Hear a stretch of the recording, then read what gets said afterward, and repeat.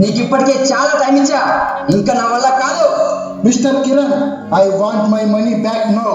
If you didn't, I will see your end. ఎందుకు నువ్వు నీ ఏదో ప్రెస్టేజ్ దొరికిన కాడల్లా దండుకొని తిని ఊకుంటే సరిపోద్దా? డబ్బులు ఇవ్వకపోతే గుడ్డలు ఇప్పి రోడ్డు మీద నిలబెడతా ఏమనుకుంటున్నావు?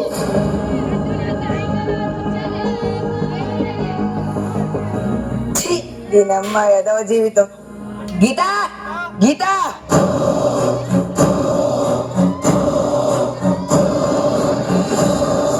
వాట్ కిరణ్, ఏంటో టెన్షన్ గా ఉన్నా?